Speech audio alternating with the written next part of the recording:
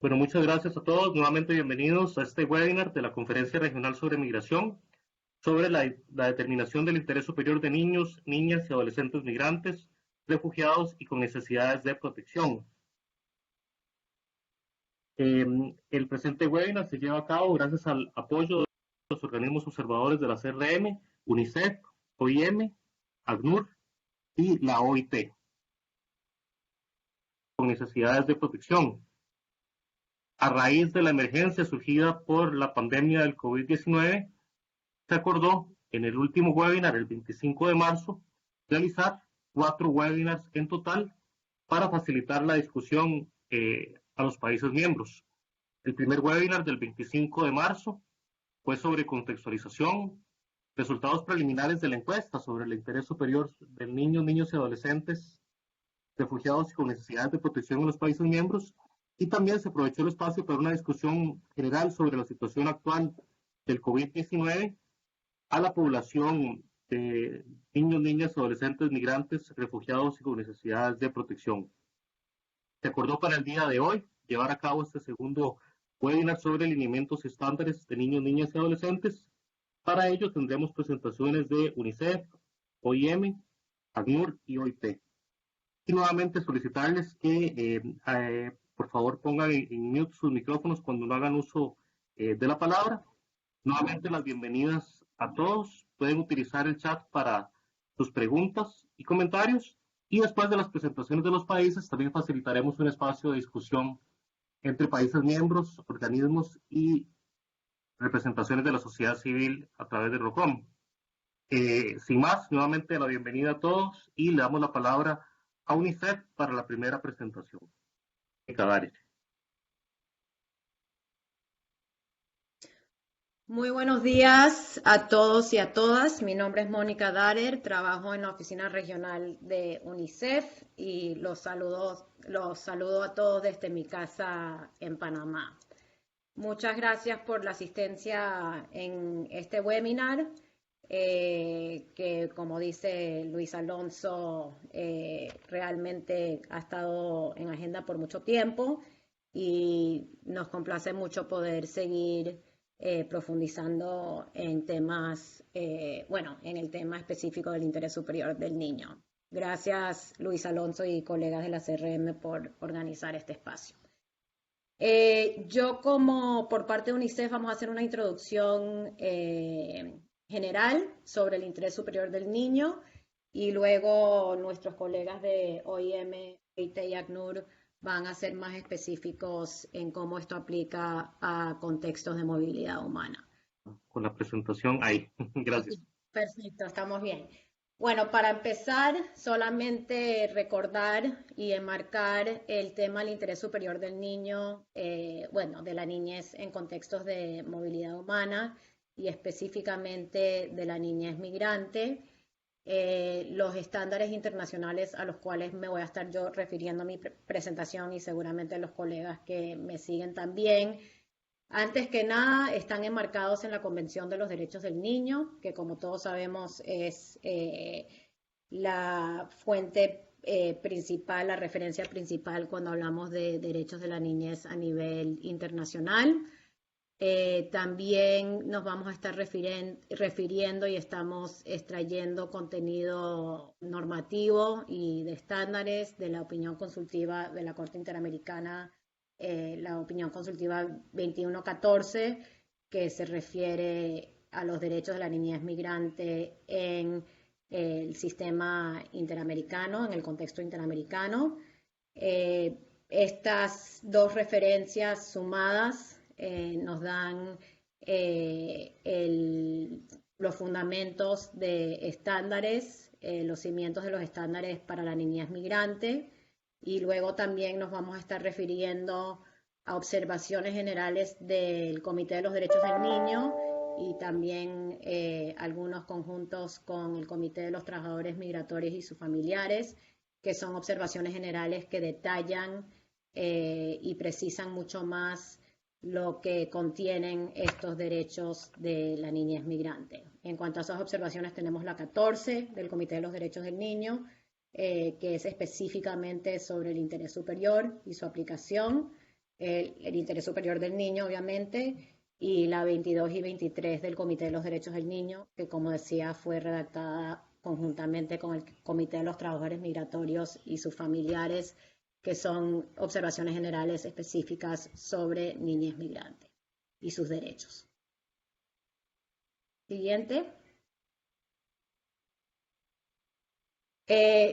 Los principios, la Convención de los Derechos del Niño tiene 4 principios centrales. Y el interés superior del niño es uno de estos 4 principios centrales. Entonces realmente está en el centro de esa convención y de lo que es el marco de los derechos del niño a nivel internacional. Los otros principios, como los conocemos, son la participación, el principio de escuchar la voz de los niños y las niñas y adolescentes en todas las decisiones que les conciernen, la no discriminación y la supervivencia y desarrollo de la niñez. Y en la propia convención se especifica muy precisamente que el interés superior del niño tiene que ser una consideración primordial en todas las medidas concernientes a la niñez en las esferas públicas y privadas. El interés superior del niño no solamente es un principio central de los derechos de la niñez, pero también es un derecho sustantivo. Eso quiere decir que, bueno, como ya lo dijimos, se tiene que evaluar y tener en cuenta cuando se analizan distintos intereses para tomar una decisión. Es un principio jurídico, interpretativo fundamental. Eso quiere decir que si hay una disposición jurídica que admite más de una interpretación, la interpretación que se elija tiene que satisfacer de manera más efectiva el interés superior del niño. Entonces es un principio que aplica a decisiones jurídicas y que debe regir en esas decisiones. Y también es una norma de procedimiento. Eso quiere decir que necesitamos garantías procesales, prácticas, para hacer cumplir ese interés superior. Próximo, por favor.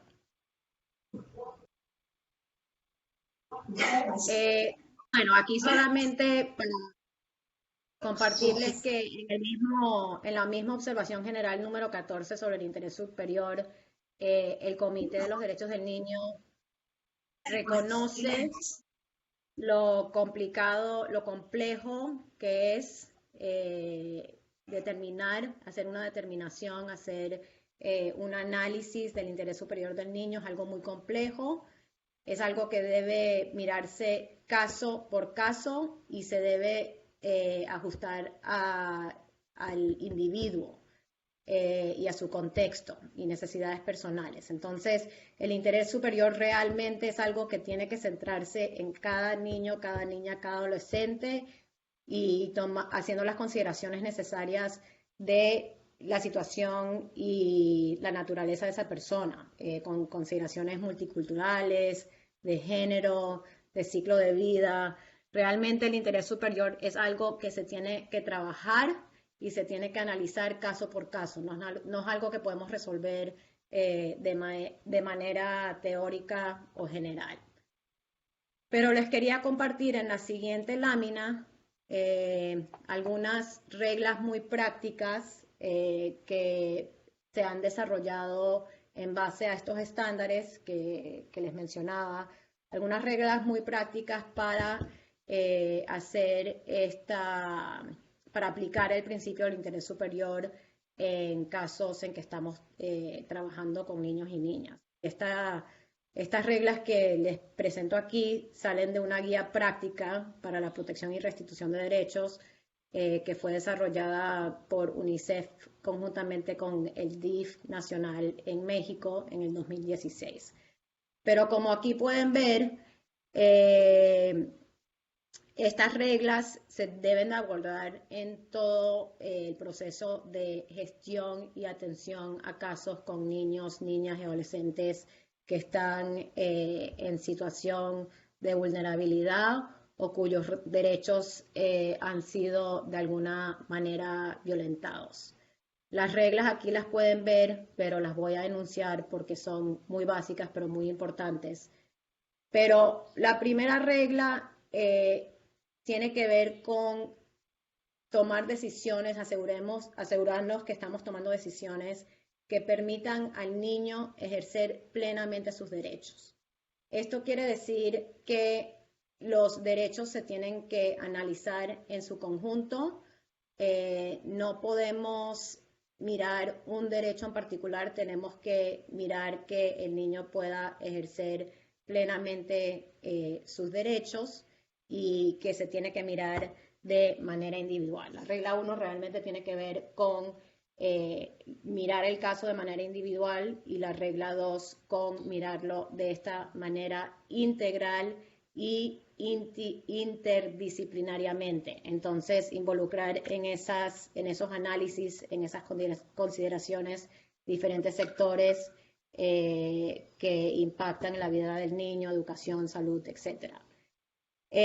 La tercera regla es mirar no solamente el corto plazo, sino el largo plazo de la decisión y cómo esa decisión va a impactar en el niño. Entonces, si decidimos que el niño debe ir a vivir con una familia sustituta, pero en un lugar donde no hay una escuela que pueda atender sus necesidades en nivel de secundaria y el niño está por entrar a la secundaria en 1 año, 2 años, tenemos que tomar eso en consideración y no solamente buscar soluciones inmediatas para ese niño.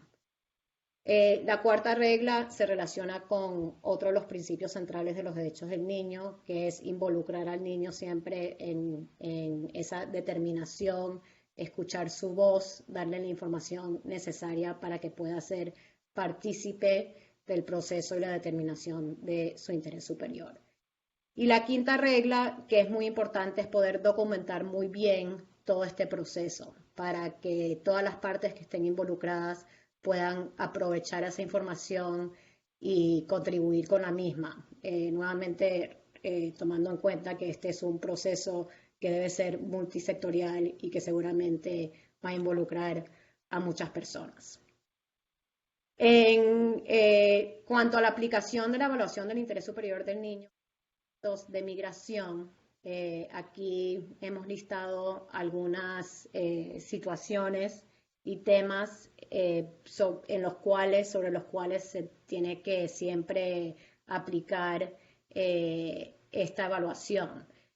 Y aquí pueden ver que son situaciones muy seguidas que nos enfrentamos cuando estamos trabajando con niñez migrante. Entonces, si vamos a decidir si un niño va a ser devuelto a su país, ahí tenemos que asegurarnos de haber hecho una buena determinación del interés superior del niño. Si vamos a decidir si una familia migrante va a ser expulsada, también ahí tenemos que centrarnos en el interés superior del niño. Y nuevamente, y también aquí señalo los casos en los que los niños están no acompañados, separados o separados de sus padres y se tiene que tomar alguna decisión sobre el cuidado más apropiado para ese niño o niña. En la siguiente lámina nos referimos nuevamente a algunas garantías institucionales y procesales que son muy importantes, una parte muy importante de los derechos de la niñez migrante y que van muy relacionadas con la evaluación y determinación del interés superior del niño. Aquí voy a enfatizar y por eso lo tengo resaltado aquí en esta lámina. Es muy, muy, muy importante que la evaluación del interés superior del niño y los procedimientos de determinación del interés superior del niño, y aquí la distinción seguramente la van a abordar mis colegas de OIM y ACNUR, siempre deben ser liderados por agentes de la Autoridad de Protección de Niñez y Adolescencia. Esta determinación tiene que estar en manos del sistema de protección de infancia. y debe ser algo independiente de las autoridades de migración porque son determinaciones y evaluaciones que nuevamente tienen que centrarse en el interés del niño, el mejor interés, el interés superior del niño, por encima de la regulación migratoria, por eso tienen que ser independientes de las autoridades migratorias y, como ya lo he dicho varias veces, tiene que ser una evaluación y determinación multidisciplinaria para poder considerar todos los factores que impactan en el niño y la integralidad de sus derechos. Aquí quizás enfatizar algunas más de estas garantías que están en la diapositiva y luego les vamos a compartir las presentaciones, entonces no quiero aburrirlos y leerlas todas porque tenemos varias presentaciones, pero quiero enfatizar nuevamente que cualquier decisión de devolver a un niño a su país de origen debe adoptarse sobre la base de una evaluación del interés, de su interés superior y también tomando en cuenta este interés en el caso de que se vaya a devolver, de hacer los arreglos necesarios para atender a las necesidades del niño. El interés superior del niño también debe involucrar, como ya lo hemos dicho, al niño, a sus padres y a sus tutores. Y estos procesos deben siempre estar acompañados de otras garantías de derechos de niñez migrante, como son el tener una asistencia letrada, gratuita y especializada, un intérprete en el caso que se necesite, poder en los procesos judiciales que sean necesarios contar con jueces especializados, también los funcionarios que están haciendo la entrevista por parte del sistema de protección de infancia deben ser funcionarios especializados no solamente en la evaluación del interés superior del niño, pero también en temas de migración, deben de conocer bien la realidad de los niños migrantes. Y bueno, obviamente los niños y las niñas tienen el derecho, como bien lo vemos plasmado en tanto la opinión consultiva como la convención, las convenciones a las que yo me he referido, el derecho a acceder al territorio que tiene el niño o la niña migrante, sea cual sea la documentación que tenga en su posesión. Siempre debe tener ese acceso al territorio y ser remitido de una vez a las autoridades de niñez para poder cumplir con esta evaluación o determinación de su interés superior.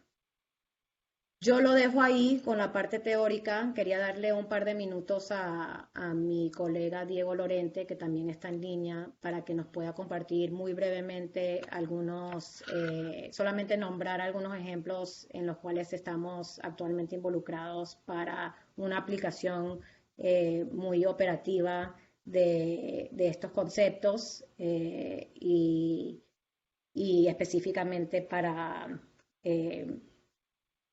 asegurar que se cumpla con esa determinación y evaluación del interés superior del niño, siempre como principio fundamental.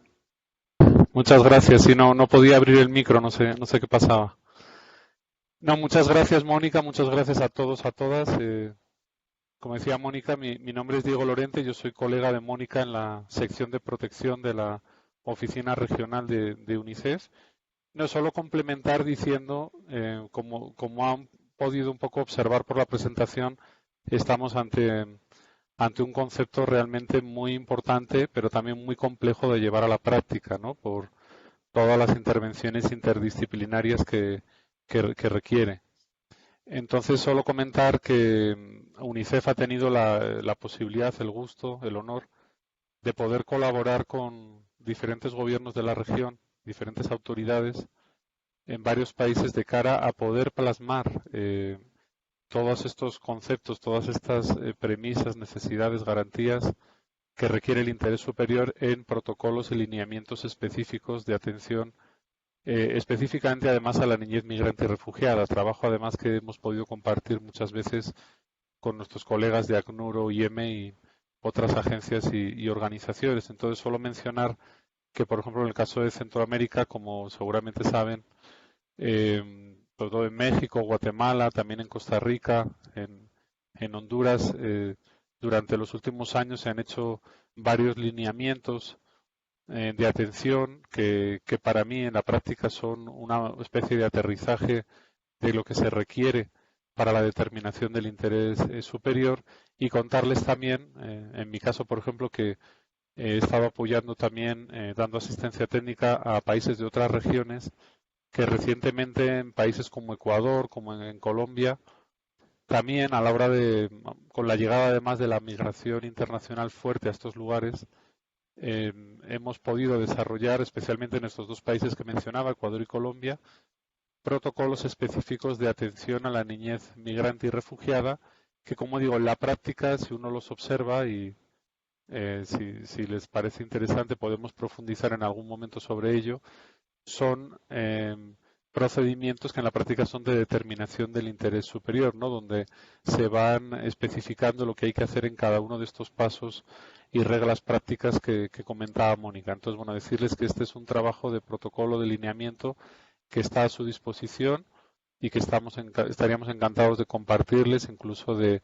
apoyarles en el desarrollo, porque, como digo, somos muy conscientes de que aterrizar la determinación del interés superior, este concepto, la evaluación y la determinación, no es sencillo. Es teóricamente, como ven, parece muy claro, pero luego evidentemente cada contexto tiene sus particularidades y, como digo, aterrizarlo en reglas prácticas y concretas siempre es muy útil y ayuda a entender mejor cómo desarrollarlo. Entonces, solamente era complementar a Mónica con ello y dejo la palabra quizá a nuestros colegas de ACNUR y OIM para que también profundicen en la aplicación del concepto. Gracias.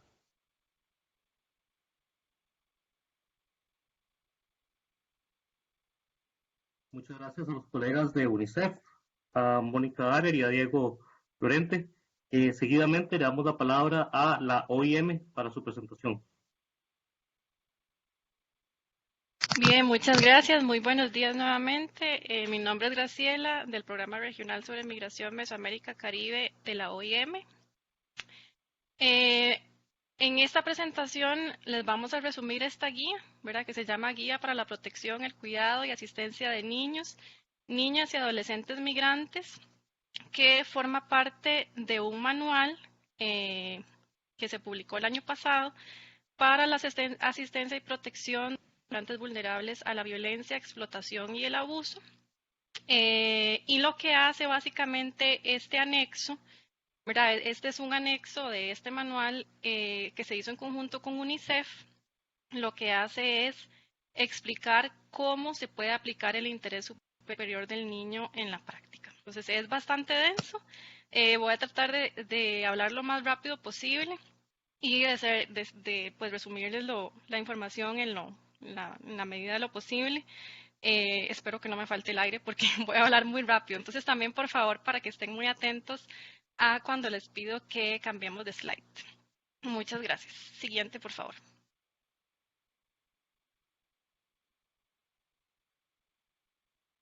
Gracias. Entonces, esto pues lo estructuramos un poco pensando en las diferentes fases de la implementación de la evaluación y la determinación del interés superior del niño. Entonces, en la primera fase, que es de identificación y verificación de niñez no acompañada o separada, tomar en cuenta que no toda la niñez migrante va a generar preocupación, ¿verdad? No toda está en riesgo o con una condición vulnerable, pero esto no necesariamente va a significar que no se deba aplicar una evaluación del interés superior del niño. Siempre se debe prestar muchísima atención a niñez no acompañada o separada, ¿verdad? Que ya seguramente la mayoría de los que están acá saben que eso significa que está acompañada por alguien que no es su responsable o su tutor legal y por lo tanto eso es lo que pues va a encender bastantes alarmas y tenemos que estar atentos y atentas a diferentes indicadores de riesgo que nos indiquen mayor vulnerabilidad.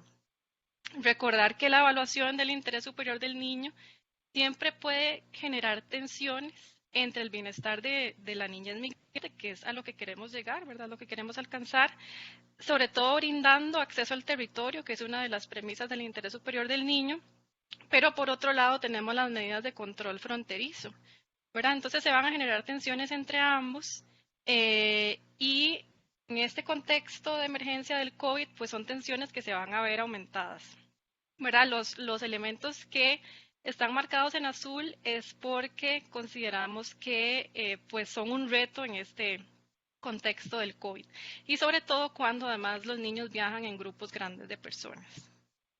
Si no es posible determinar la relación de la niñez o del niño, niña y adolescente con la persona acompañante, es en este momento que se debe referir a la autoridad competente, ¿verdad? Entonces, como ya se mencionó, esto es responsabilidad del Estado. Sin embargo, cuando no hay accesibilidad a las autoridades, no es existente o no hay acceso, en este momento, de manera excepcional, se puede referir también a ONGs o a organizaciones de la sociedad civil. Y personal competente y entrenado debe poder determinar la calidad de esta relación y evaluar si hay una necesidad de alojamiento alternativo, que es algo que también se puede convertir en un reto en esta emergencia del COVID. Siguiente, por favor.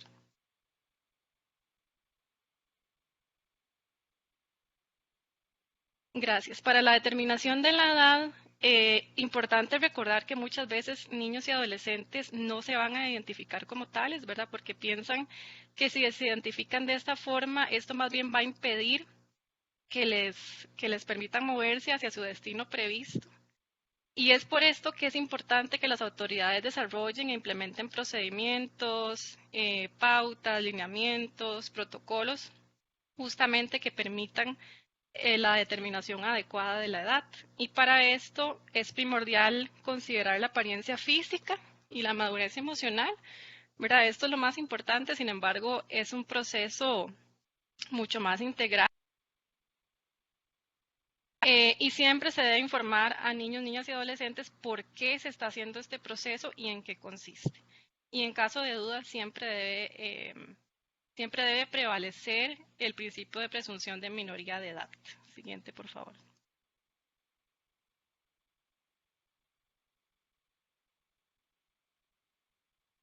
Se deben siempre cubrir las necesidades básicas, ¿verdad? Entonces, como primer punto, el acceso al territorio, proveer acceso al territorio. Recordar que últimamente tratantes han instruido a niños, niñas y adolescentes en procesos de solicitud de asilo, ¿verdad? Y esto se ha convertido en un gran reto para las fuerzas policiales. También tomar en cuenta que niños, niñas o adolescentes que han aceptado un servicio, digamos, o han pagado a traficantes o a coyotaje, no pueden ser perseguidos o sancionados.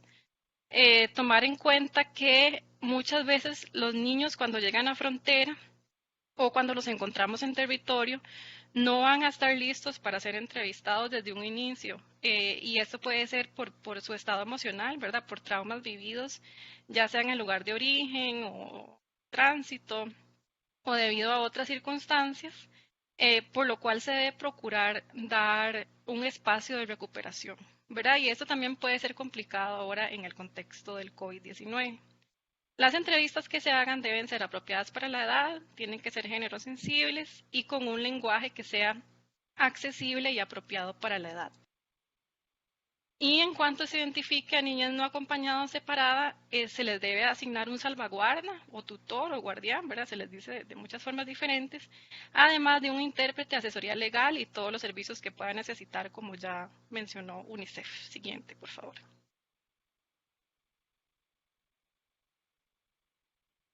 La detención de niñez siempre va a estar en contra del interés superior del niño, ¿verdad? Las alternativas suelen ser más efectivas, más económicas, también más humanas, pero muchas veces son desconocidas por las autoridades. Es decir, que muchas veces existen, pero no necesariamente son conocidas. Y esto es importante porque niños, niñas y adolescentes tienen el derecho a permanecer en contextos que sean familiares, que sean basados en la comunidad y no custodiados, ¿verdad? Y esto también se puede convertir en un reto con la presente emergencia, sobre todo cuando tenemos ahora situaciones de cuarentena, por ejemplo.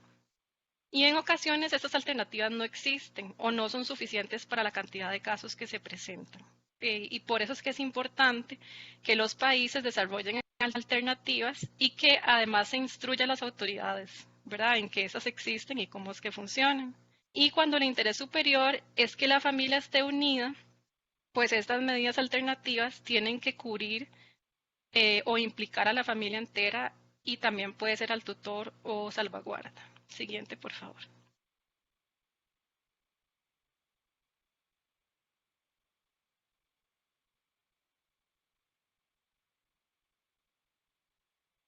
Gracias. Los albergues o alojamientos deben ser siempre adecuados, ¿verdad? Esto significa que se debe prevenir del todo la falta de vivienda. Siempre se deben abordar temas como discriminación, proteger contra el desalojo forzoso y garantizar que estos estándares de vivienda sean los correctos, ¿verdad? Entonces hay muchos países que utilizan viviendas privadas como hoteles y apartamentos, por ejemplo, y los estándares mínimos de alojamiento o albergue debe ser contar con suficiente espacio por persona y por familia, con ventilación, que los espacios sean seguros y que sean separados para mujeres y niñas en la medida de lo posible, que haya acceso a necesidades higiénicas y sanitarias y que estas instalaciones también sean separadas por género, que haya acceso a agua, a electricidad, a espacios seguros para guardar las pertenencias personales. Deben proteger a niñez de la violencia también y se debe proveer acceso a espacios de recreación, a vida espiritual, asistencia psicosocial, incluso a Wi-Fi, ¿verdad?, que ahora es súper importante para la comunicación y también para tener acceso a la información. Y el personal que entra en contacto con la niñez y sus familias debe estar muy bien entrenado y debe ser altamente capaz. Además, las familias y los niños y adolescentes deben siempre recibir información sobre cómo funcionan los mecanismos de queja y los espacios deben ser regularmente supervisados. Siguiente, por favor.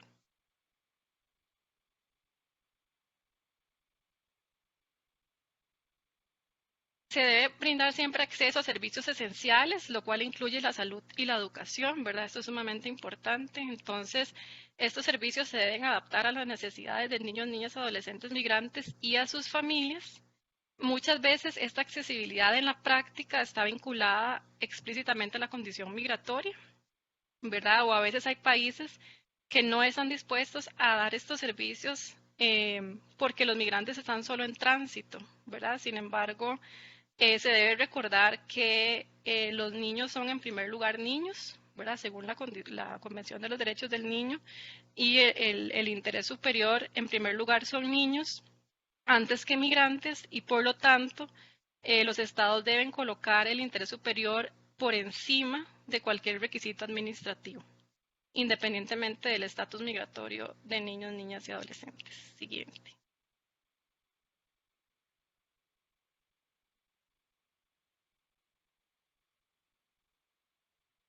El objetivo del interés superior del niño, ¿verdad?, del proceso tanto de evaluación como de determinación, es encontrar una solución duradera o sostenible. Y esto puede significar que se deban implementar medidas más allá de los 18 años, ¿verdad? No es que solamente vamos a brindar protección y luego hasta esta edad y luego pues el niño queda, digamos, desprotegido. Entonces, soluciones sostenibles son y duraderas son las que aseguran que la niñez no acompañada o separada pueda desarrollarse en la edad adulta en su país de origen, en el país receptor o en un tercer país, ¿verdad? Y que se satisfagan sus necesidades y se sigan cumpliendo sus derechos. Y el proceso de determinación es importante mencionar que debe ser lo más expedito o rápido posible, ¿verdad? No es un proceso fácil, es muy integral, sin embargo, no se justifica que se le den, digamos, largas al asunto. Y esto también puede convertirse ahora en un reto en esta coyuntura del COVID-19. Recordar que, aunque a veces se presume, o se asume más bien, que los padres o tutores legales van a velar por el interés superior, no siempre este es el caso y por eso siempre se debe analizar cada caso individual. Y a veces el retorno o la reunificación familiar no van a ser el interés superior del niño, ¿verdad? Por eso es importante que se lleve a cabo siempre un estudio sobre el hogar o un home study de este niño, niña o adolescente. Y si se le decide otorgar protección internacional, también se le deberá brindar a su familia. Siguiente, por favor.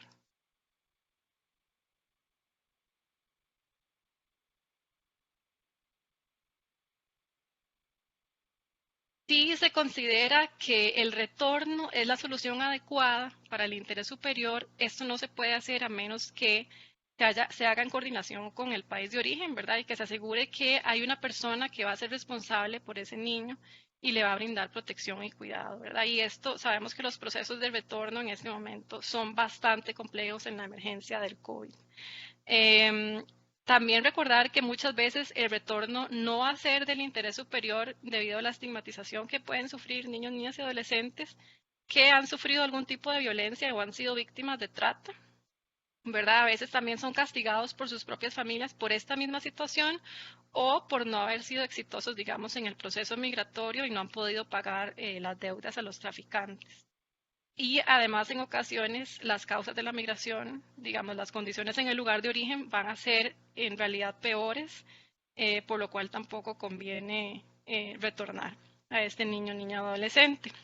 La reubicación a un tercer país puede ser una solución sostenible. Si se lleva a cabo un rastreo de la familia, esto debe hacerse con mucho cuidado y con el consentimiento de información del niño, niña o adolescente. Siempre asegurar la participación activa de ellos en el proceso, ¿verdad? Eso también fue muy recalcado por UNICEF, y proteger la confidencialidad y hacer uso adecuado de los datos. Los salvaguardas o los tutores o guardianes deben ser personas que sean entrenadas, altamente capaces e independientes también, y tienen que poder servir de intermediarios entre estos niños y las autoridades y servicios, ¿verdad? Porque a veces los niños no se van a sentir cómodos hablando directamente con, por ejemplo, un intérprete o un asesor legal. Entonces muchas veces cumplen con este rol. Y finalmente también se recomienda que un coordinador o case manager lidere el proceso de determinación del interés superior. Siguiente, por favor.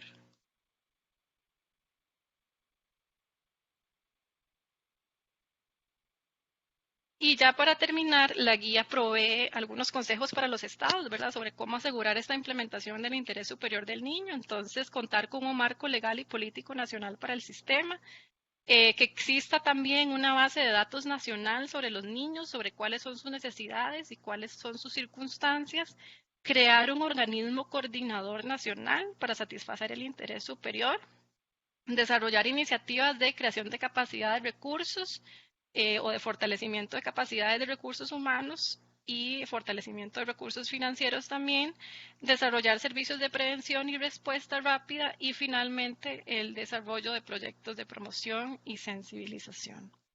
Esto sería todo de parte de OIM. Creo que tal vez preguntas quedan para el final. Tal vez nada más mencionarles que esta guía existe solamente en inglés, pero será traducida próximamente en los próximos meses. Muchas gracias. Gracias, OIM, por la presentación y por el documento. Sabemos que será de mucha utilidad para los países miembros y estaremos atentos a compartirlo con ustedes en ambos idiomas. Seguidamente, la presentación de ACNUR.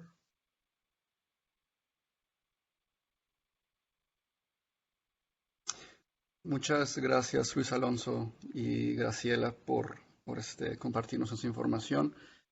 Yo me llamo José Luis Hernández y soy oficial de protección asociado en la Oficina Regional de ACNUR en Panamá, y les voy a hablar un poco sobre las directrices de ACNUR para evaluar y determinar el interés superior de la niñez. Estas directrices representan el compromiso de ACNUR con la protección de los niños y niñas refugiados, solicitantes de asilo, retornados, los que son del mandato de ACNUR, y sirven como herramienta esas directrices para evaluar y determinar el interés superior de la niñez. Las directrices fueron publicadas el antepasado, en el 2018, y el año pasado su traducción al español también se hizo disponible a finales de año. Esas directrices reemplazan las originales que fueron del 2018. Lo nuevo que se encuentra en esas directrices es que primero fortalecen la orientación en el trabajo con los sistemas nacionales de protección de la infancia para poder garantizar el acceso a la gestión de casos y a los servicios para los niños y niñas que se encuentran en situación de riesgo. El segundo punto es que refuerzan que el procedimiento de interés superior es la herramienta de ACNUR para la gestión de casos de protección para niños y niñas en situación de riesgo y no es un proceso separado o paralelo a los sistemas que ya existen. Como mencionaba Graciela y Mónica, los procesos deben ser liderados por agentes de la Autoridad de Protección de la Niñez y Adolescencia. Por lo tanto, la orientación de esas directrices incluye orientación sobre todo el ciclo de gestión de casos que viene siendo la identificación de niños con necesidades de protección, la evaluación de su interés superior, el desarrollo del plan de acción, la implementación de ese plan de acción, etc. Y también finalmente el tercer punto es que hace una revisión a las situaciones en las que se debe de llevar a cabo una determinación de interés superior. En esta plantilla vemos las herramientas que se encuentran dentro de las directrices. Hay 6 herramientas. La primera es la evaluación de interés superior. Esta herramienta evalúa las necesidades. Si podemos regresar, por favor, a la anterior. Gracias. Esta herramienta evalúa las necesidades de un niño, una niña o adolescente con necesidad de protección. Luego también tenemos la determinación de interés superior. Esta determina el interés superior a través de un proceso formal con garantías procesales. La tercera herramienta son las derivaciones a los servicios de protección de la infancia del gobierno para casos determinados por la legislación nacional.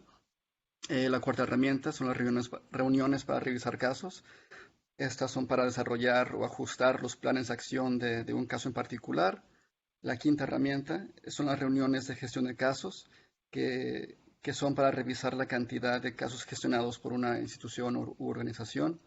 Y la sexta son las conferencias de casos, que son conferencias multisectoriales para discutir un caso en particular. Yo me voy a enfocar en las primeras 2 herramientas, la evaluación y la determinación, que también a veces son conocidas como un BIA o un BIA por sus siglas en inglés, y la determinación como un BID o un BID también por sus siglas en inglés.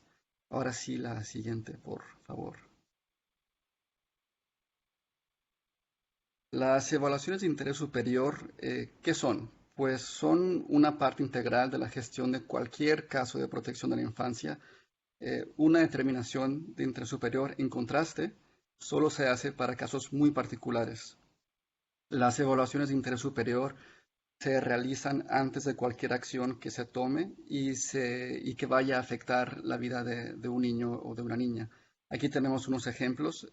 Por ejemplo, se va a realizar una evaluación antes de iniciar una búsqueda familiar, para proporcionar cuidado alternativo, para iniciar una reunificación familiar, para implementar una solución duradera para niños y niñas separados, para reasentar niñas y niños con un solo progenitor en un tercer país, y para desarrollar planes de cuidado o planes de acción para niñas y niños en riesgo.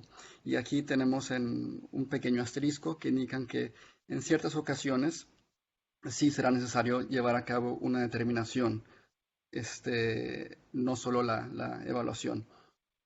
Y también recordarles que las evaluaciones se deben de actualizar de forma rutinaria y puede incluso que se tengan que volver a hacer desde nuevo cuando la situación del niño o la niña cambie o surge un nuevo problema. Siguiente, por favor.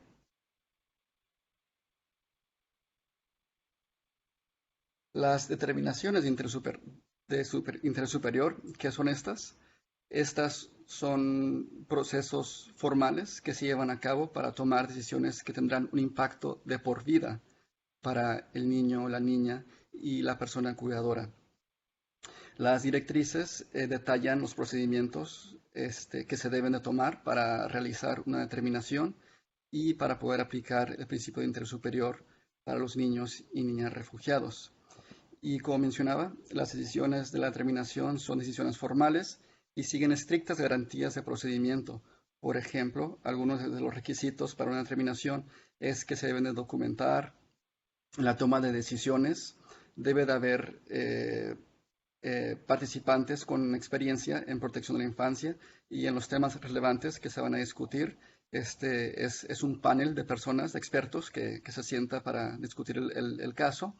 Los niños y las niñas deben de poder participar sin discriminación y finalmente se deben de considerar también todos los factores y derechos en cuestión para hacer una decisión. Siguiente, por favor.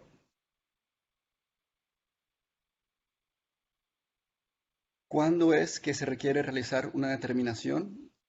Según las nuevas directrices, las determinaciones se realizan en 3 situaciones. La primera es cuando se busca una solución duradera para un niño o una niña no acompañado. Y aquí, para un niño refugiado o una niña refugiada, una solución duradera es cuando la persona, el niño o niña, se integra localmente en el país en el que solicita refugio, o cuando es repatriado voluntariamente a su país de origen, o cuando es reasentado en un tercer país. Estas son las soluciones duraderas para las personas refugiadas. Y para niños y niñas separados, una evaluación es suficiente, salvo cuando se identifican riesgos mayores. La segunda situación es en situaciones excepcionales para los niños y las niñas en riesgo. Estas situaciones surgen cuando las decisiones son complejas y no hay una solución clara que equilibre todos los derechos en cuestión. Esto puede incluir cuando se tengan que decidir medidas de cuidado alternativo temporales o en ciertas reunificaciones y en otros casos definidos por diferentes contextos. Aquí, por ejemplo, digamos que si un niño está con parientes en un país y tiene que ser reunificado con sus padres, se haría normalmente una evaluación para ver que todo va bien y se hace la reunificación. Pero si durante la evaluación, por ejemplo, se encuentra que los padres abusan del niño, entonces se tiene que hacer una determinación de interés superior porque ahí ya es un poco más complejo. No necesariamente es en el interés superior del niño o la niña ser reunificado con sus padres en el tercer país. Y finalmente, la última situación para una determinación es cuando se va a separar a un niño o una niña de sus padres en contra de su voluntad. Y la última diapositiva.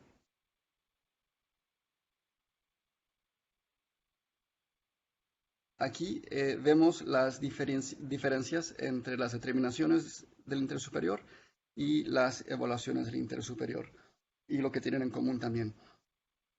Vemos que lo que tienen en común es que siempre tiene que ser personal capacitado quien hace las evaluaciones o las determinaciones.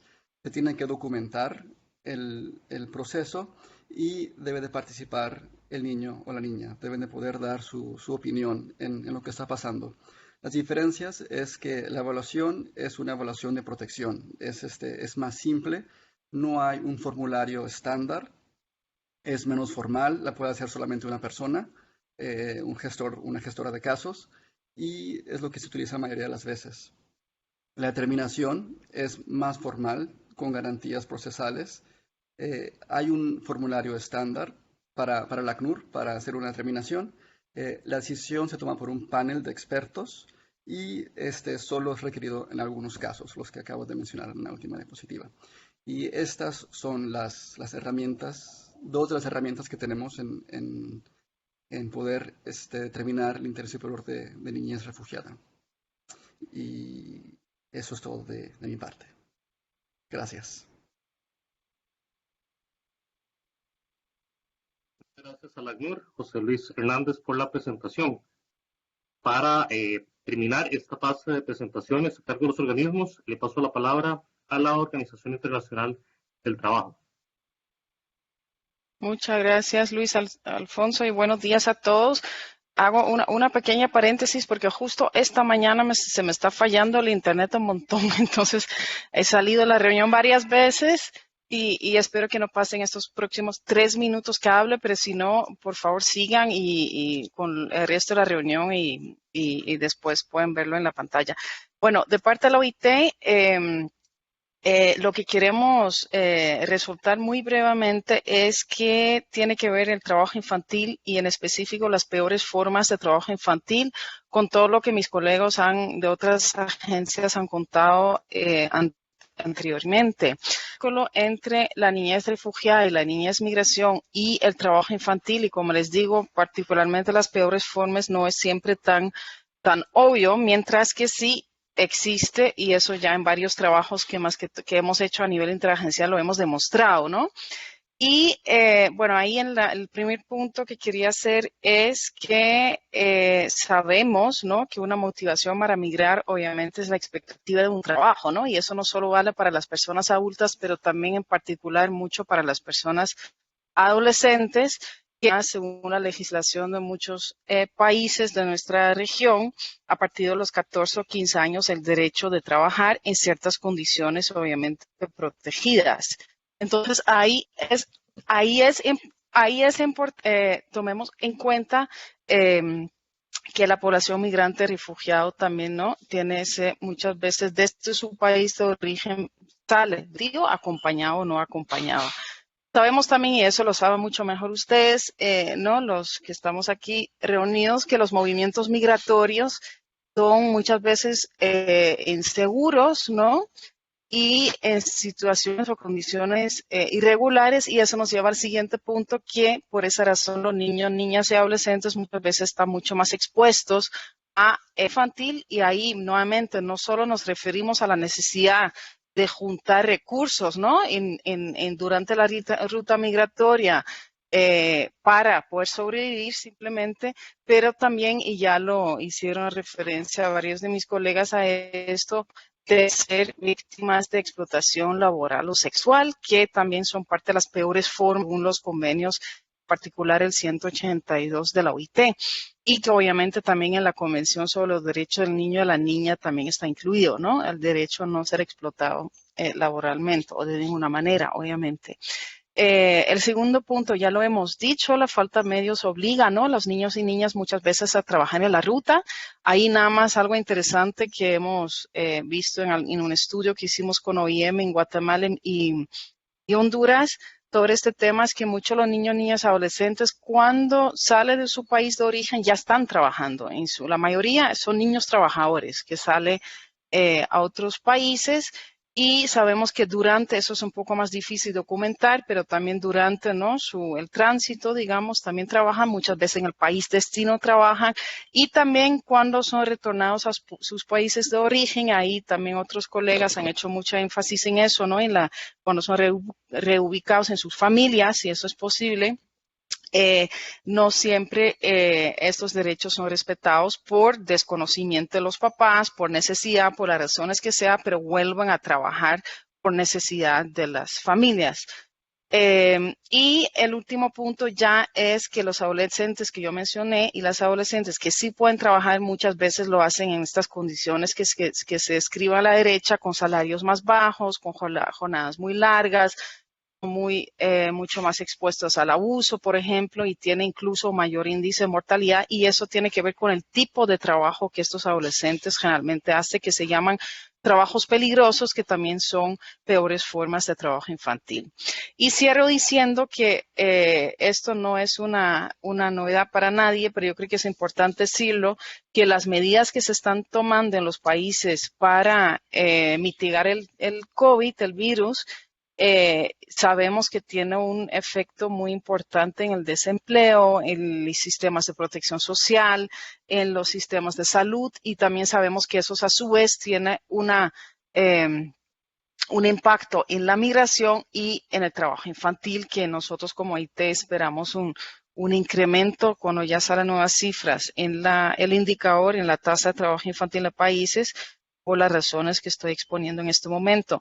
Entonces, en conclusión, lo que queremos señalar es que en todos estos procedimientos y lineamientos que estamos, que hemos escuchado y que les tocan a ustedes como instituciones públicas y las ONG también atender, que el tema trabajo infantil es muy importante tomarlo en cuenta, tanto por el abordaje que requiere, ¿no? La atención específica que eso puede requerir, y también por la coordinación con instancias como el Ministerio de Trabajo, que eso implica en el caso, por ejemplo, de los trabajadores adolescentes. Muchísimas gracias. Gracias, OIT, por la presentación y nuevamente agradecerles a UNICEF, OIM, ACNUR y OIT por sus presentaciones para este segundo webinar sobre lineamientos estándares de niños, niñas y adolescentes migrantes, refugiados y con necesidades de protección. Antes de pasar al diálogo entre países miembros, 3 avisos administrativos. Recordarles las fechas de los siguientes webinars: el 20 de mayo, el tercer webinar sobre el diálogo sobre los desafíos identificados en la región, y terminaríamos el 24 de junio con el cuarto webinar hacia la construcción de la estrategia, según el objetivo original que teníamos diseñado para el taller que se iba a realizar en San Pedro Sula, en Honduras, que por la emergencia de la pandemia, pues pasamos a este formato de webinars. También solicitarles a todos, a quienes no lo han hecho, por favor, que pongan su nombre completo, país, en la lista de participantes. Eso lo hacen en la esquina superior derecha, donde dice People o los integrantes. Ustedes pueden modificar ahí su nombre y poner su nombre completo. Eso porque algunos tenemos solamente usuario o invitado, o bien tenemos el nombre, pero comprenderán que nos cuesta mucho identificar de qué país son o de qué organismo, para poder tener ordenada la lista de participantes de la mejor forma posible. También queremos hacerles llegar por correo los materiales de este webinar, principalmente esta presentación y los otros documentos que nos compartan los organismos. Y no tenemos los correos de todos. Algunos participantes pues fueron delegados a participar recientemente. Entonces les pedimos también que por mensaje privado o a través del chat, por favor nos escriban su correo electrónico para que podamos hacerles llegar el material. También recordarles que estamos grabando este webinar para subirlo al canal de YouTube de la CRM.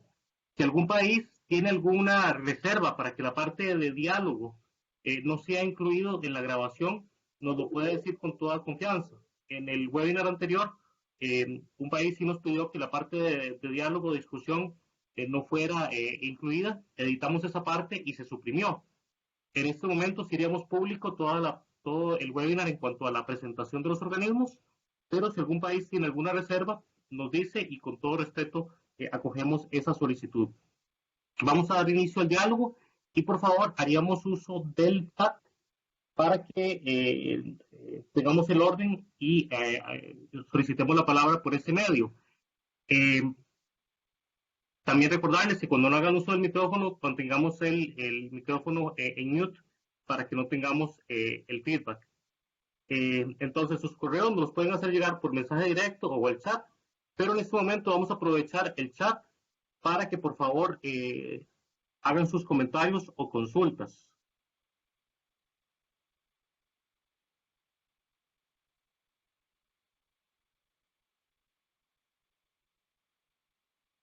También si alguno de los organismos quisiera ampliar o aclarar alguna parte de sus presentaciones, también pueden hacerlo.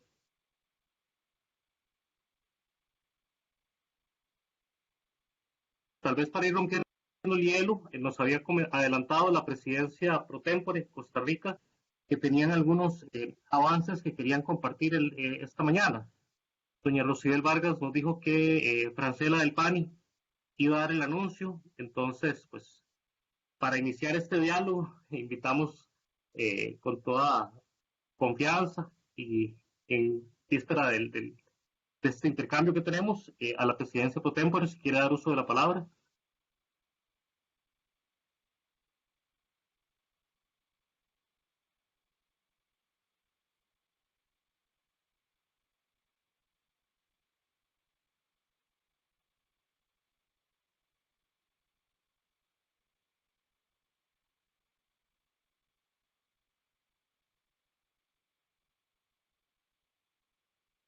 No sé si Kevin o Francela o don Alan me escuchan. Pues si la presidencia por tempore no hace uso de la palabra, invitamos a cualquier otro país o la sociedad civil u organismo también a hacer uso de la palabra. Este diálogo es para ustedes. Buenos días, ¿me escuchan? Buenos días todos y todas. Sí, adelante. Si puede repetirnos su nombre completo. Francela Rivera, del Patronato Nacional de la Infancia de Costa Rica. Adelante, en nombre de la presidencia por tempore. Muchas gracias. Gracias, muy buenos días. Bueno, para nosotros es muy importante y muy agradecidas a todas las agencias internacionales por el apoyo que en esos momentos nos están brindando, porque para la institución, para el país como Estado, tanto para el Patronato Nacional de la Infancia como para Migración, es una muy buena noticia compartir la colaboración de las agencias que empiezan en este mes, que están empezando con un periodo de unos 3-5 meses, con la formulación de una guía práctica sobre la implementación de los mecanismos de determinación del interés superior de la niñez. Esto, con todo esto que estamos recibiendo de ustedes, más con el apoyo de las agencias, es un producto del cual esperamos que a final de año sea una realidad, donde en definitiva vamos en avance hacia los derechos humanos de las personas menores de edad, vamos avanzando con la implementación y la colaboración de todas las agencias y del Estado, siempre pensando en nuestros niños.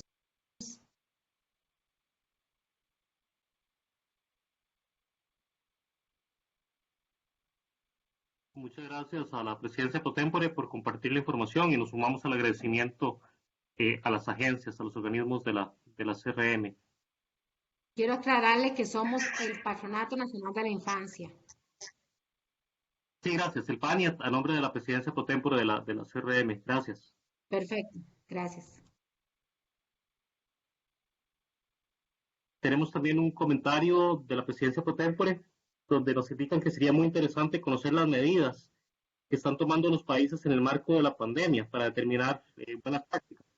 Ese espacio lo tuvimos en el webinar anterior, pero también podemos con todo gusto abrir el diálogo. Si algún país quisiera también comunicar algún avance que han tenido en esta materia, pueden hacer uso del diálogo en este momento.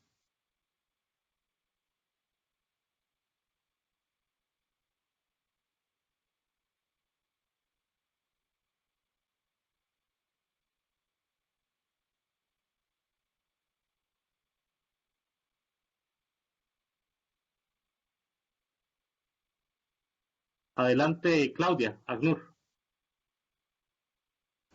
Gracias, Luis Alonso. Bueno, buenos días para todos y para todas.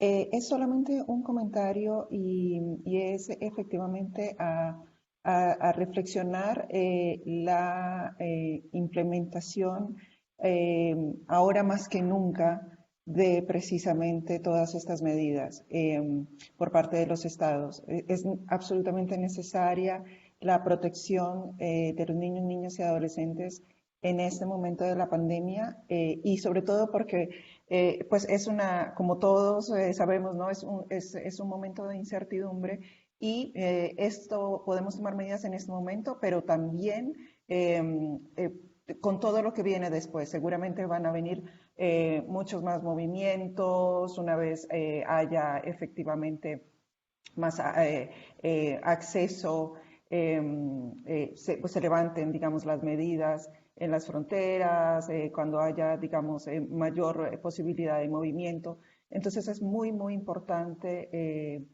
tener estos lineamientos siempre en práctica en favor de los niños, niñas y adolescentes. Es un momento muy importante y, como lo decía, no solamente en este momento, sino en lo que viene después. Es solamente esta reflexión. Gracias. Muchas gracias, Agnur. No sé si México quisiera ahondar en el comentario que pusieron en el chat. Son bienvenidos.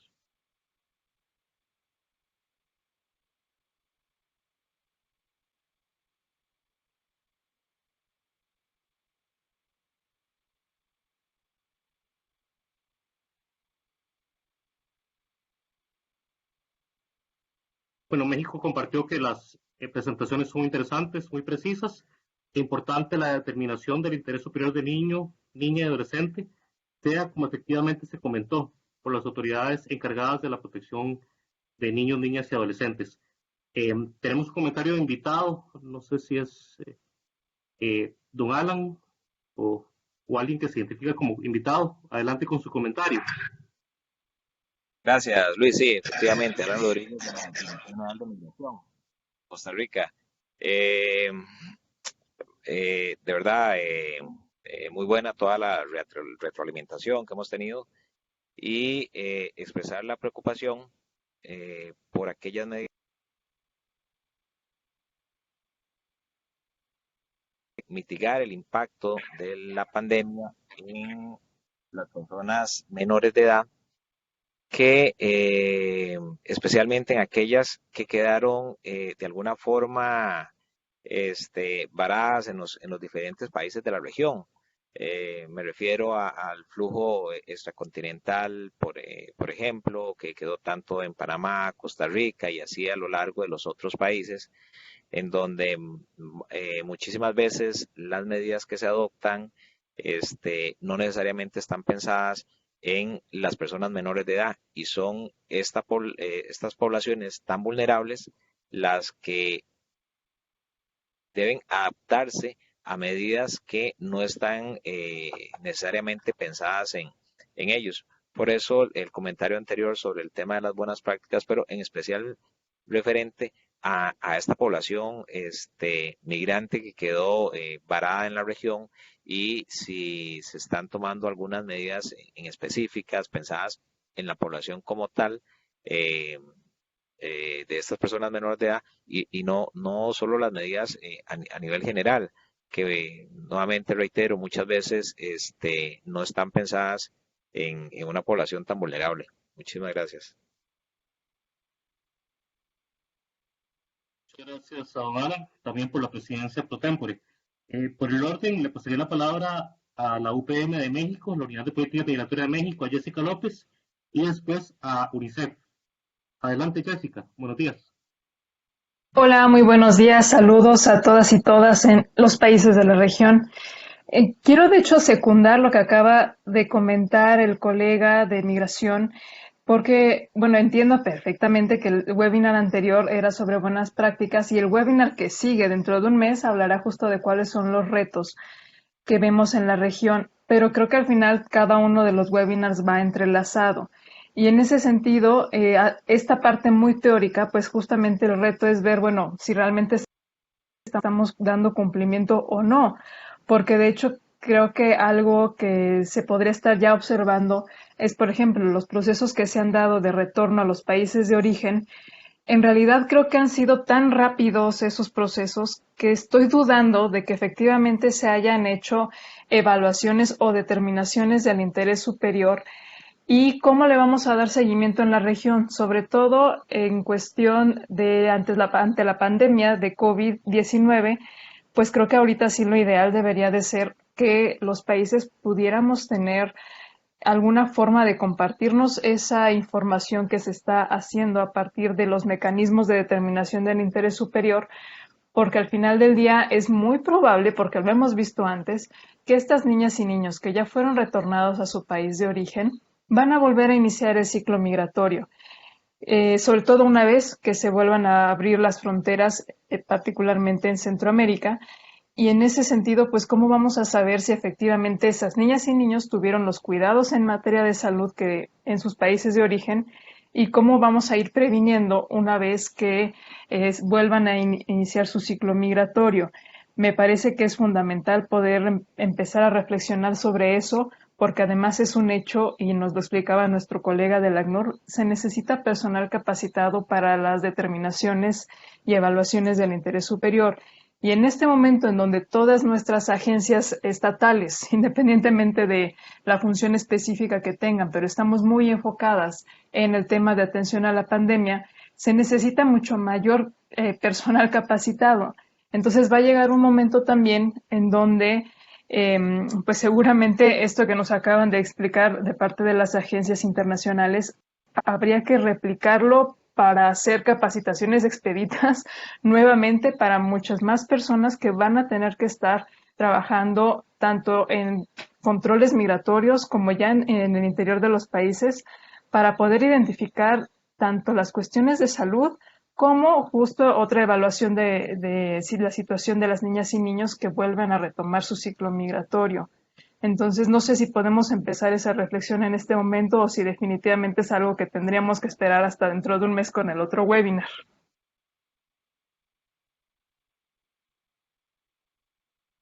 Gracias a Jessica de México por exhortar ese diálogo. Perfectamente se puede aprovechar este espacio para ahondar en esta discusión.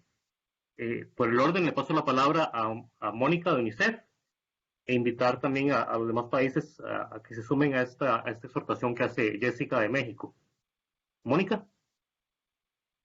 Sí, gracias Luis Alonso. Y bueno, yo iba a hacer una pregunta, pero aprovecho para reforzar las preocupaciones que traen Claudia de ACNUR, el colega de Costa Rica y Jessica de México. Yo creo que justamente en el contexto que estamos viviendo lamentablemente en muchos casos que las consideraciones de salud pública se interponen frente a los derechos de la niñez y sobre su interés superior.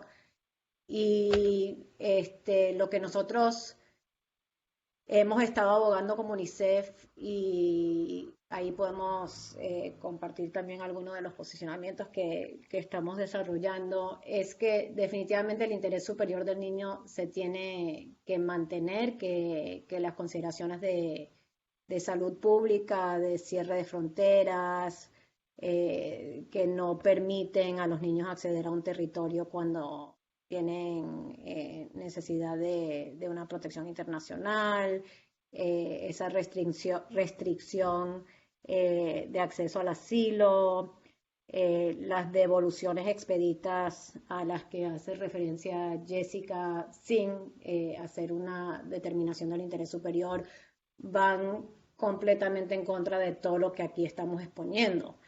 Y definitivamente lo que pensamos es que no tendría que ser así, que podemos atender las preocupaciones de salud pública, no solamente pública, pero también las preocupaciones que tenemos de la salud individual y colectiva de ciertas poblaciones, de las poblaciones en las comunidades de retorno, que de alguna manera tenemos que encontrar la forma, y creo que se está haciendo en muchos países, de respetar el interés superior del niño en línea con la protección de la salud pública e individual de nuestras poblaciones. Pero quizás es solamente ese mensaje, que el interés superior del niño no desaparece en este contexto, sino que se refuerza, y que todos nosotros desde nuestros lugares tenemos que asegurar que sea así. Y me gusta la propuesta de Jessica de profundizar mucho más en este diálogo y que las autoridades de los distintos países puedan compartir cómo están asegurando esta protección.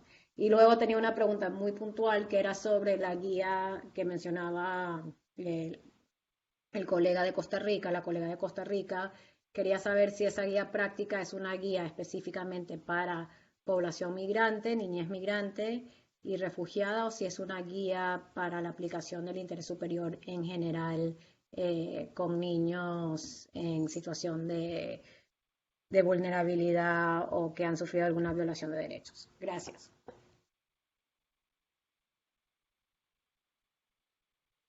Tal vez le paso la palabra a Francela para que pueda responder esta última consulta. Sí, gracias. Claro, con la finalidad de aclarar, esta guía es para la población migrante, porque a nivel institucional tenemos ya mecanismos establecidos en cuanto a todos los factores de vulnerabilidad. La especificidad precisamente es para buscar mecanismos de colaboración internacional y proteger. Era necesariamente tener que ser institucionalizadas, sino ser garantes de que esta determinación pueda hacer que los niños puedan permanecer cuando sí sea calificado con sus progenitores o cuidadores. Por eso tiene que intervenir precisamente Migración y el PANI para que podamos llegar a acuerdos de colaboración interinstitucional. Cualquier consulta, con mucho gusto. Muchas gracias. Muchas gracias, Francela, del PANI Costa Rica. Tenemos también en el chat Eleazar Bonilla. No sé si está pidiendo la palabra.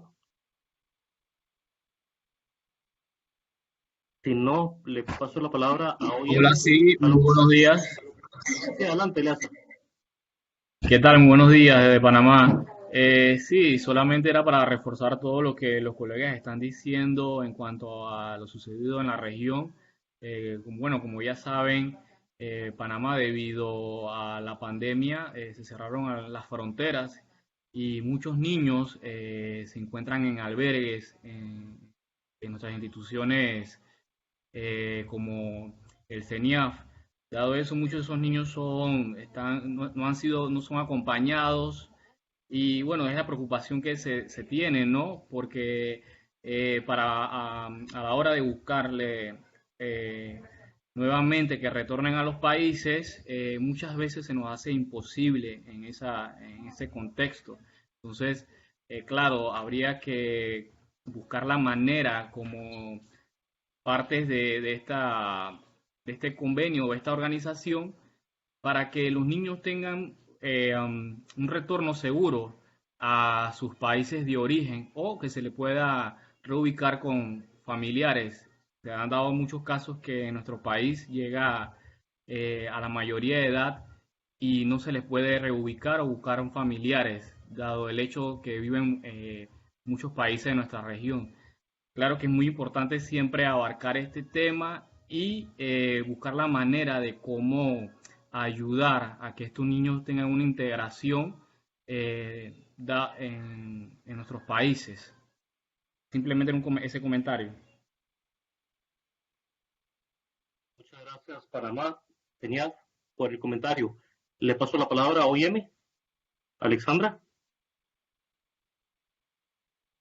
Muchas gracias, Luis, y a todos un comentario general un poco sobre todas las intervenciones que agradecemos mucho. Creo que eso era el objetivo de este espacio, a pesar de la distancia y de no habernos poder reunidos en San Pedro Sula en abril, que, al final de marzo más bien, que era la idea inicial. Si bien es cierto, este espacio de hoy fue un poco más conceptual, como dicen, creo que entre los diferentes ejes de estos webinars podemos traspasar y ya estamos tomando nota de los retos que nos han adelantado para seguir tal vez la discusión en el próximo webinar. Y me surge un poco la idea que podamos tal vez hacer con anticipación a los participantes algunas preguntas generadoras para que los países o las instituciones que lo tengan a bien puedan como preparar y compartir de una manera ya más estandarizada estos retos y creo que lo que sale de este webinar de hoy es que si bien la guía no va a ser sobre COVID, la guía que propusimos desarrollar a nivel regional o la estrategia, sí el COVID pone el énfasis donde tal vez los retos son los más pendientes de atender, ¿no? Y esto creo que lo deberíamos como aprovechar para esa construcción en base a los retos comunes que ahora están saliendo. Eso por un lado como una propuesta para ver un poco cómo los países e instituciones se sentirían como confortables de preparar la otra sesión, que va a ser menos conceptual y más aterrizada en algunos retos. Y sobre el tema que mencionó México de las capacitaciones, me parece muy interesante y aunque se sale un poco de este webinar, quería recordar sobre todo para los institutos de migración que estén conectados, que OIM se ha ofrecido a través de la UCAM y otros espacios para hacer primero evaluaciones rápidas en los puntos de entrada cuando ya se vuelve a reanudar los movimientos, eso con el objetivo justamente de poder asesorar a las instituciones y estados en las necesidades para que vaya incrementando de nuevo la movilidad cuando ya se dará el caso. Entonces, obviamente está más enfocado en hacer recomendaciones tanto de equipos, de formación del personal, de capacitación, de instalaciones y protección sanitaria, tal vez más desde un punto de vista fronterizo, pero creo que con el comentario de Jessica podríamos muy bien añadir estas recomendaciones en estas evaluaciones rápidas para el tema de niñez migrante en conjunto con las demás agencias. Entonces quería solo hacer público este ofrecimiento de UIM justamente sobre eso, ¿no? Para ver en los puntos de entrada cómo se haría la reanudación de la movilidad y todo lo que implica, para luego sí definitivamente hacer réplica de las capacitaciones, pero creo que más a nivel nacional y no tanto con los webinars como los tenemos ahora, para profundizar en tener personal especializado, que creo que todos los expertos que hablaron hoy fue lo que más destacó, ¿no? como necesidad. Solamente, no sé si alguna otra colega de UIM quiere complementar.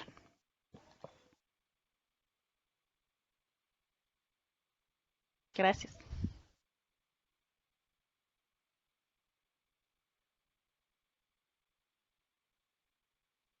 Gracias, UIM, Alexandra, por el comentario.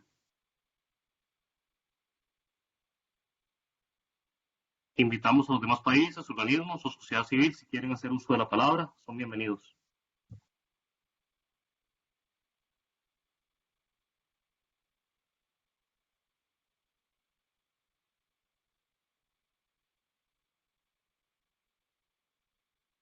Honduras, por favor. Rosa Estrada.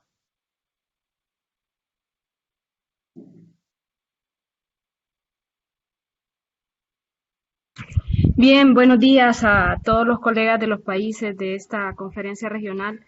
Soy Rosa Estrada, oficial de Migración Infantil de la Dirección de Niñez, Adolescencia y Familia. Hemos estado en el contexto de la CRM desde la creación de nuestra institución.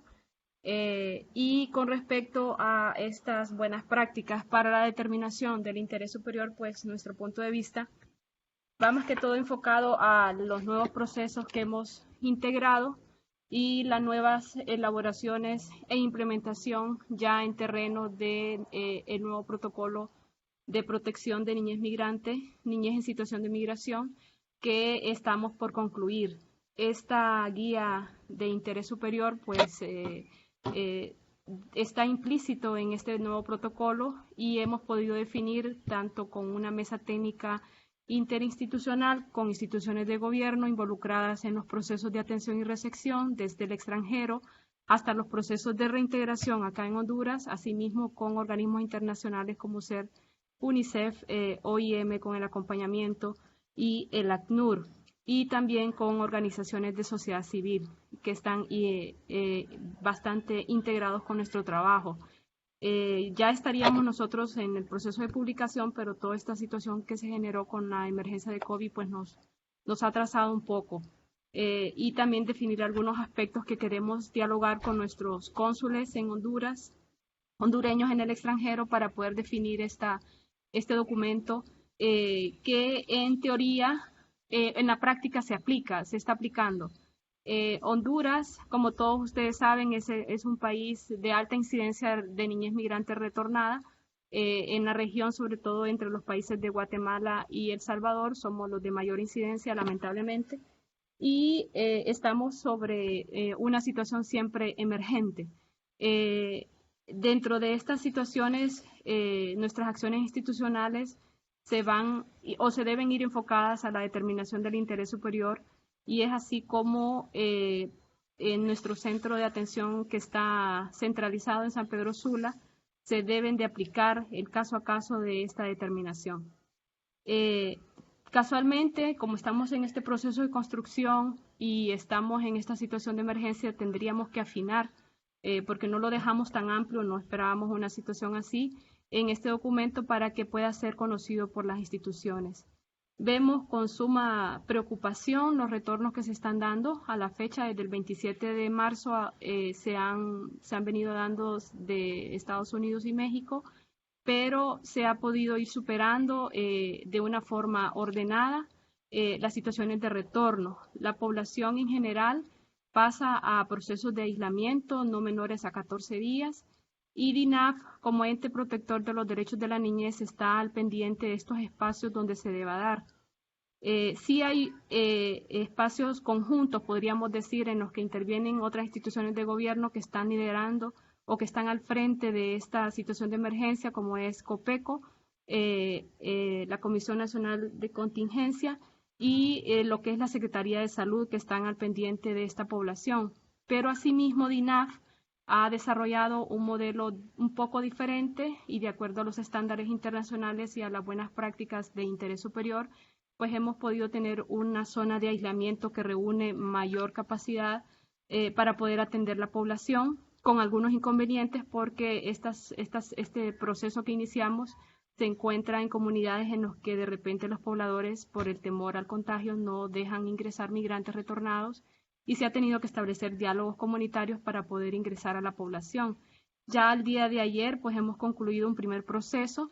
Mientras los niños estuvieron en este espacio, pudieron disfrutar en primera instancia de las atenciones multidisciplinarias debidamente brindadas y sobre todo la situación de salud, que fueron evaluados a diario, y cualquier situación que se diera, pues estábamos al pendiente de poder remitirlos a los centros asistenciales si se diera algún caso. Gracias a Dios no se dio ningún caso de que presentara algún síntoma por COVID y pudimos nosotros salir bien. Mientras estaban los niños ahí, sí realizamos algunas actividades recreativas, cine, quizás un poco teatro, y tomándose siempre todas las medidas, siempre con los niños con mascarillas, con guantes, con gel antibacterial, pero eso es un poco, sí, fue un poco complejo porque los niños más pequeños pues es bien difícil de controlar, pero sí teníamos personal que DINAF tercerizó para que pudiera atenderse.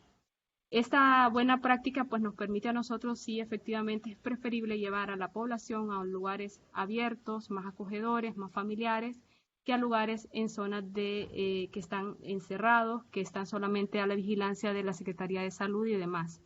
Por otro lado, tenemos centros de aislamiento temporal en los que la población se encuentra ahí. La población de niñez y de familias está totalmente separada de los adultos y están casi al cuidado de la Secretaría de Salud, y DINAF ejerce, como otras instituciones, un monitoreo constante a estos centros y hace las coordinaciones necesarias cuando ya cumplen este proceso de aislamiento, y nosotros nos encargamos de poder hacer la entrega legal de estos niños hasta sus comunidades de origen, y esto ha sido un reto bastante grande. Les explico todo esto, sé que esto podría darse en la siguiente reunión, pero mi punto de vista es que debe de estar incluido en este nuevo documento que estamos implementando ya, y debemos de buscar mejores alternativas. Honduras, para concluir, apunta a un enfoque sistémico del proceso de atención y recepción de niñez migrante, porque si bien es cierto, no queremos como instituciones protectoras de derechos de la niñez solamente enfatizarnos en población migrante cuando los problemas podrían ser por situaciones de violencia o por situaciones de pobreza que se pudieran dar. Entonces, nosotros estamos enfocados a procesos de reintegración. DINAF ha fortalecido una figura que denominamos reintegradoras regionales hace un año con el apoyo de UNICEF, y han dado excelentes resultados a la fecha. A pesar del alto retorno, pues sí podríamos mencionar que hemos dado seguimiento al menos a un 30% de la población, con muchas dificultades porque la población es bien difícil de localizar una vez que ellos vienen retornados, pero al que se deja localizar se hace una llamada telefónica o una visita domiciliaria, y ahí determinamos qué podríamos nosotros como gobierno o qué podría existir en la comunidad para poder ir logrando este proceso de reintegración. Seguimos este año con esa nueva iniciativa, y a pesar de que estamos en esta situación de emergencia, nuestros equipos de reintegradores están involucrados en los procesos de traslado, y previo a que podamos llevar a un niño a una casa, pues se hacen algunas evaluaciones, por lo menos con llamada telefónica o con conocer si el alcalde o el gobernador conoce la situación y nosotros hacemos el reintegro familiar en base a esta situación.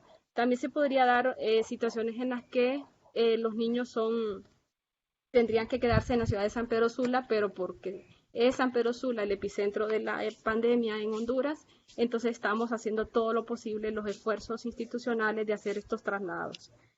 Esto implica también que nuestro personal debe de estar bajo un estricto régimen de seguridad por su propia integridad física, y hemos estado, a pesar de las inconvenientes de no tener este equipo tan a la mano, porque hay escasez en el país, como en todo el mundo, creo yo, hemos podido salir y cubrir. Una vez que los niños están integrados a estas comunidades, estamos realizando a través de las oficinas regionales de INAF un llamado telefónico para verificar el estado de salud y comprobar cómo va la situación. Quizás en la zona de Atlántida sí hemos identificado algún caso, pero ha sido en su momento referido a las instancias sanitarias. Pues solamente eso que les podría informar, y esperemos estos documentos nos hacen nuevamente volver a revisar, volver a estudiar y volver a nuestra mirada de nuestros propios instrumentos nacionales y alinearlos a lo que podría ser ya una estrategia que nos va a permitir a nosotros poder brindar las mejores oportunidades a la población que estamos atendiendo con un enfoque de derechos humanos y de protección de niñez. Así que muchas gracias, y cualquier consulta pues estoy para servirles. Muchas gracias, Honduras, Rosa Estrada, por compartirnos estas buenas prácticas. Muy completa la información y también pues refleja el reto y los desafíos que están abordando todos los países. En esa línea, tenemos una propuesta, creo que es de Presidencia Potente de Costa Rica. Les paso la palabra, se lo pusieron en el chat.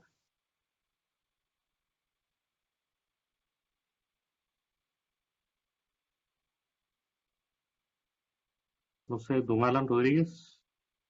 Sí. Bueno, nuevamente, solo para comentar sobre eso, sobre una experiencia que tuvimos recientemente,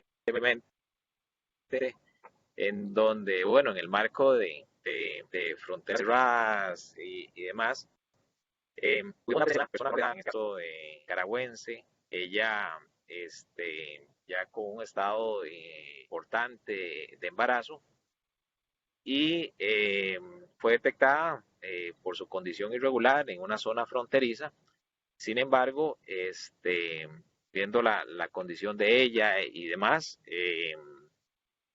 recibió la atención médica en nuestro servicio de salud. Se descartó inclusive cualquier situación que estuviera afectada por el COVID y demás, y se le brindó toda la atención correspondiente. Eso para decir que, bueno, no importa en este contexto de pandemia si una persona está regular o no, y aún más estando o siendo más bien una persona menor de edad, los servicios y toda el aparataje estatal tiene que estar a disposición de la atención de estas poblaciones vulnerables. Entonces, lo quería traer a colación como un ejemplo de las acciones que debemos tomar ante esta situación extraordinaria que estamos viviendo, sin perder esa perspectiva y sin dejar de lado el interés superior que, como bien lo dijo algunos de los participantes, no desaparece en este contexto. Más bien debemos hacerlo más visible, porque ya estas personas son vulnerables y en el marco de la pandemia se vuelven aún más vulnerables. Muchísimas gracias. Gracias, don Alan, por compartir la experiencia. Creo que se escuchó un poco entrecortado al inicio, pero él estaba haciendo referencia a una persona migrante en situación irregular, que era menor de edad y estaba en una situación de embarazo. Entonces también ahí sabemos que el reto también de todos los países que atienden la emergencia, y sobre todo las instituciones encargadas de velar por la protección de los derechos humanos. El reto es muy grande también porque se han dado brotes de xenofobia en todos los países, y es ahí también donde pues todos somos llamados precisamente a reiterar pues, la defensa de los derechos humanos, y más específicamente de los niños, niñas, adolescentes, migrantes, refugiados y con necesidades de protección. Si hubiera otra intervención, no tengo nadie más en el chat. Sí, compañero. Adelante. Gracias. Como para terminar lo que estaba diciendo don Alan, el contexto de la situación del adolescente efectivamente trasciende, ¿verdad?, la frontera, nacionalidad. Esta joven ingresa a nuestro país, a la zona fronteriza, donde interviene la Policía de Migración, donde la joven tiene síntomas de COVID, la cual estaba en estado de gestación, diciendo que estaba cumpliendo los 9 meses de embarazo. Fue tratada como paciente COVID, con todas las medidas de protección hacia ella y hacia su bebé. En ese momento estaba ella gestando. Posterior salir negativa del COVID, esta adolescente a los 3 días dio luz satisfactoriamente con un niño, el cual actualmente tanto el niño como la adolescente, a nivel de nosotros de la institución, fue por dicha reubicado con una hermana de la joven, la cual entonces ahora ya están debidamente protegidos. Esto es parte de las acciones que se hacen porque aquí intervinieron definitivamente migración, el PANI, la caja, todos los servicios que ella ha requerido y que cualquier persona lo requiere, siendo menor de edad, están debidamente estructurados. Sí, lógicamente siempre hay desafíos de los cuales estamos pendientes, tratamos de hacer una reintegración como se logró con ella. Actualmente este niño ya tiene todas las garantías, está asegurado, está con todo lo que el Estado le provee a él y a su madre. Eso es un ejemplo de lo que estamos enfrentando, los nuevos retos de integrar procesos ante el COVID en esos momentos. Muchas gracias, Costa Rica, por compartirnos su experiencia. Y también de lo que ponen en el chat, en línea con la sugerencia de Alexandra de OIM, sería para el próximo webinar, en el diálogo sobre los desafíos identificados en la región, para maximizar el tiempo, si los países pudieran compartir un punteo de lo más relevante de las medidas adoptadas en la aplicación del interés superior en el marco de esta pandemia. Entonces lo tomamos en cuenta para efectos de las preguntas orientadoras, según lo mencionó OIM, para el próximo webinar. ¿Invitamos a algún otro país, organismo o sociedad civil que quisiera hacer uso de la palabra?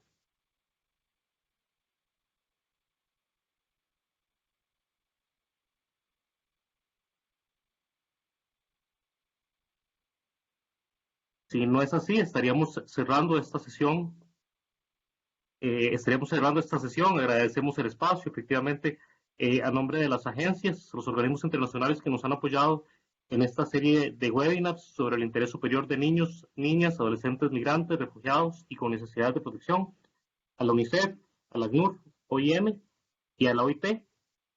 Recordarles e invitarles al próximo webinar el 20 de mayo, a la misma hora, a través de los puntos focales de CRM. Les estaremos compartiendo el enlace para la próxima conexión, y también les haremos llegar la presentación junto con un breve informe y la lista de participantes de este webinar, así como cualquier otro documento que tanto ustedes como los organismos quieran compartir. Entonces, si no nos han hecho llegar su correo electrónico, por favor, recordarles el correo de la Secretaría Ejecutiva, que es crmst@iom.int. Igual también cualquier consulta pueden acudir a los puntos focales de CRM en los países miembros y también en la Secretaría Ejecutiva. Estamos para servirle, y también a nombre de los organismos internacionales que nos han apoyado. Gracias también a ROCOM, que se sumó a esta llamada, y a una UDC que se sumó a la llamada. A todos los países miembros que se conectaron, nuevamente gracias, y los invitamos entonces al próximo webinar.